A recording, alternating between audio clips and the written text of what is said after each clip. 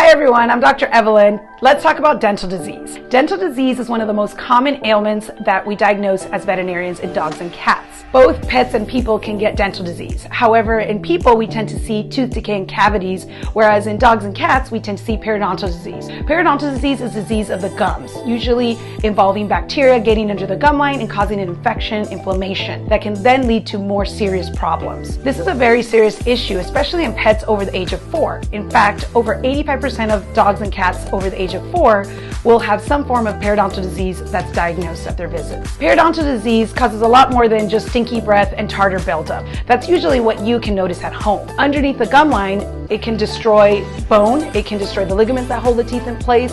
If there's deep pockets, bacteria can get deep into the roots and cause what are called tooth root abscesses, which are infections of the tooth roots. All of that can be not only dangerous as far as infection going to other organs like the liver, the kidneys, the heart, but it can also be extremely painful and uncomfortable for your pet. Chronic inflammation and infection in the mouth has been linked to higher rates of cancer as well. Now, your dog or cat might have been diagnosed with periodontal disease, especially if it's very severe. You may still think that, hey, they're still eating, it's not painful, there's not much of a problem. That's incorrect, unfortunately. Many pets will continue to eat despite having significant infection or inflammation in their mouth. Periodontal disease comes in 4 stages. Stage 1 and 2 are typically reversible with home dental care and professional dental cleanings under anesthesia. Stage 3 and 4 are more serious and typically lead to having to extract or remove teeth that are diseased and can also lead to organ damage. It's important that your veterinarian examine your pet annually so that they can assess the mouth and give you the best recommendations for keeping your pet's mouth as healthy as possible. Home dental care is equally as important as having your pet's teeth professionally cleaned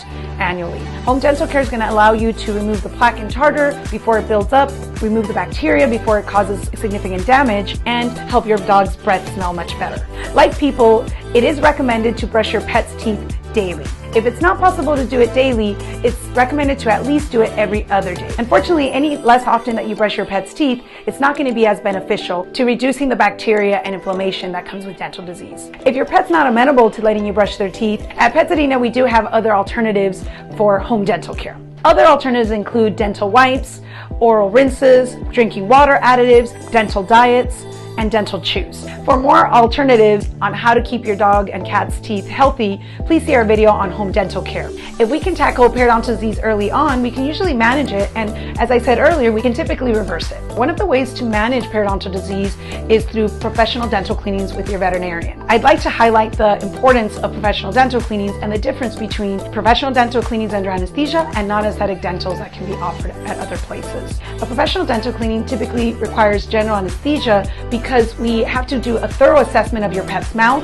We also have to make sure we can clean under the gum line, which, as I mentioned, periodontal disease involves the gum line. We want to make sure we get under that gum line and clean it out so that we can reduce the bacterial load and reverse some of the effects that bacteria are currently causing. When a pet's under anesthesia, it also allows us to take dental x-rays of the mouth so that we can assess under the gum line, assess the tooth roots for any damage that the bacteria might have caused. Now, some places may offer you a non-anesthetic dental cleaning and promote it as safer for your pet. Here at Petsadina, we don't recommend non-anesthetic dentals in replacement of professional dental cleanings under anesthesia for the following reasons. One reason we don't recommend non-anesthetic dentals is because you can't get a thorough assessment of the mouth with your pet awake. It can also be extremely painful and stressful for your pet. Most importantly, the reason we don't recommend non-anesthetic dental cleanings is because they're unable to get a thorough cleaning under the gum line, which is where periodontal disease causes the most damage. Here's the reality. As a veterinarian, I've seen numerous occasions where pets have undergone non-anesthetic dental cleanings in lieu of professional dental cleanings, and eventually when I perform my professional dental cleaning, I'm having to perform numerous extractions and I find significant periodontal disease that has gone unaddressed. The problem again is the organ damage that can occur, higher rates of cancer, and pain that has not been addressed for years. In closing, you may not have realized how serious dental disease can be to your pet. I hope that by watching this video, you can get a little more information as to why it's important to try to tackle the problem ahead of time before it gets worse, and why it's important to address any dental disease your veterinarian may point out during a routine exam. Thank you for choosing Petsadina. We're happy to answer any additional questions you might have.